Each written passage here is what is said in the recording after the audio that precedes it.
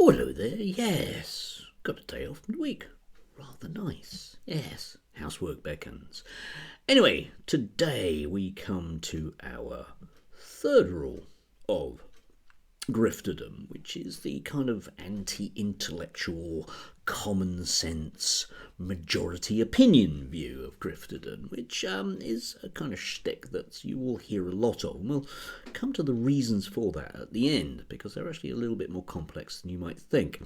And the whole common sensey, it only makes sense and everyone's thinking it brigade, perhaps are exemplified by your usual commentators on Talk TV and GB News. And in the blue corner I hold up Calvin Robinson, a man who, despite having an education and having been a teacher, appears to have no faculties to be critical of anybody, least of which would be Ollie London.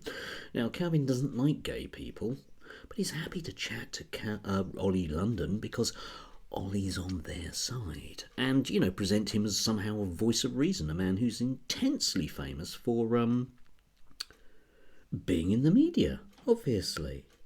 And further in the blue corner we have Mr. Common Sense himself. After all, he uses the words common and sense about once every 3 minutes on his show. Yes, it's Mike Graham, Independent Republic of Mike Graham. He's not independent, doesn't know what republic is, yes. Who represents that sort of common sense view of the world that you'll find on any golf course near Bexhill-on-Sea in Sussex. For those of you that don't know about Bexhill-on-Sea, look it up. It's the type of place where retired people go, it's a bit old around here. But he represents that kind of 80s school of did okay in life and can't really understand that maybe the economy's moved on slightly and we're not living there anymore. I don't know if Mike actually believes any of this stuff. It's hard to say. He never really finished his education and he lives in a world where, I don't know, basically there are just people like him. They have cars and dogs and golf courses and they complain about the world but have nothing to say at the same time. He contributes nothing at all.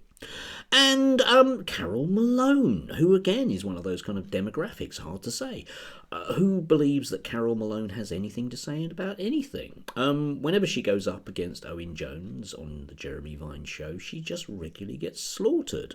And here she is, for example, in the Express, saying rail firms pander to unions while ignoring customers paying customers' needs. Yes, which of course is exactly what anybody would think about the rail service in the UK. After all, it's just the unions destroying it, isn't it? Yes, according to Carol. How does this stuff get printed? Again, we'll come on to that. But perhaps our prize exhibit in the blue corner is Lee Anderson. And I think it's worthwhile watching him in action. Let's do that now. 7 years ago today, I voted to leave the European Union. So who better to join me on my first show than Nigel Farage? Well, thank you, Lee. Pleased to be here. Cheers, Nigel.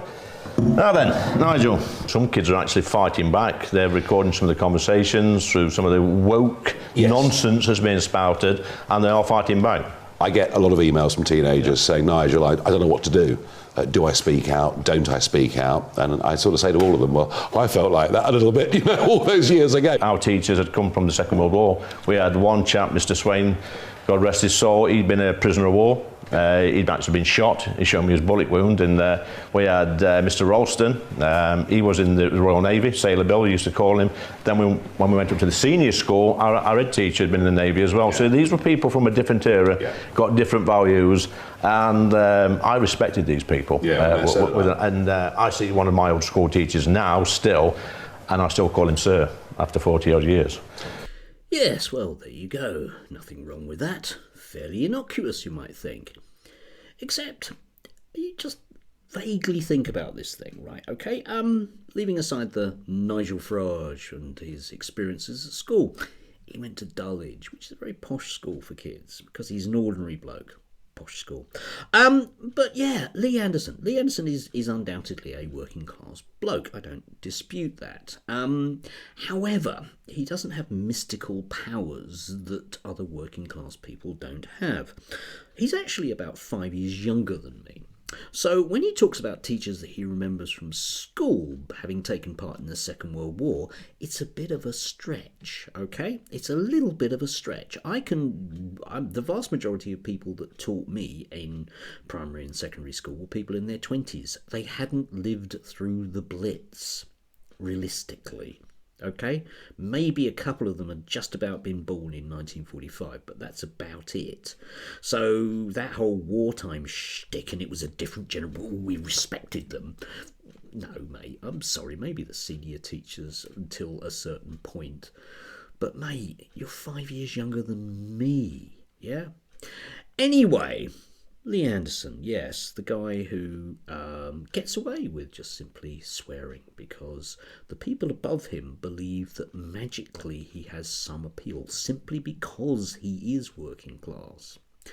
There is, of course, intrinsic problem with this, and it basically, it's best summed up as the Coulson issue.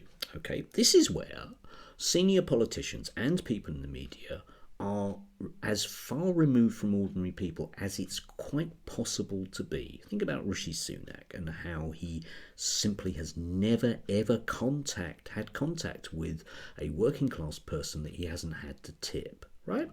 Yeah.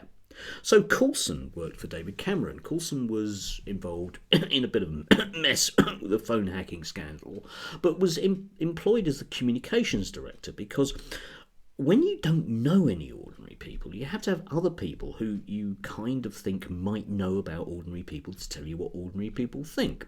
So we end up with extremely highly paid people to tell extremely rich people what ordinary people think. And they get it wrong all the time. So we end up with this kind of weird media machine that has to kind of make up common sense views, even if they make no sense whatsoever, and pump them out. This is the reason why Carol Malone is always stomped on in any debate with anyone with a brain cell. It's because nobody sits around and goes, do you think we can run with that? Do you think it'll work to say this bollocks? Nobody says no. They just assume that you, the moron out there, common sense moron, working class moron, but nevertheless a moron, will lap it up. And just, on any basis, what do ordinary people care about in this country? Well, poll after poll after poll after poll after poll suggests that they want, for example, various industries to be renationalised. So where's that debate in the press? Common sense would say that nowhere at all. In fact, Carol Malone will argue vociferously against that. Of course, that's what she's paid for. She doesn't have anyone else's view other than her boss's in mind. Yeah? What else is popular out there? The death penalty. I'm a lefty. I'm not particularly in favour of the death penalty, but I appreciate that people want it brought back. Any debate about that? None whatsoever. Ever.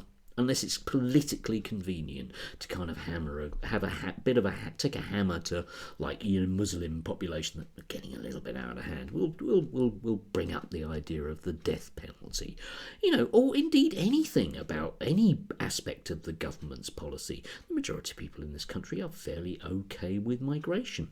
You won't see that anywhere in the media. There's no common sense there, especially from people like Jonathan Gullis, who tries to persuade you that something that's patently unworkable is entirely sensible. Oh, it's only being stopped by those evil lawyers. What, you mean lawyers that traditionally voted Conservative, those people? There is no common sense there because nobody really wants to listen to ordinary people. This is something that goes across almost all Western democracies. Various surveys have been done which strongly said that basically whatever the people want ain't going to be what they're going to get. And yet, in particular, the British media will tell you that this utter tripe that they're serving you is somehow what you want. It really isn't. It's the media machine. So you end up with someone like Lee Anderson who cannot be criticised by the media no matter what he does, even if he swears in a particular way, which, let's face it, if anyone else did, they'd be slaughtered and hounded by the press out of office. He's the deputy chair of the Conservative Party. It's incredible that, when we hear about, the appalling public debate in this country, we always hear about the opposition, not about what the Tory party are saying, yeah?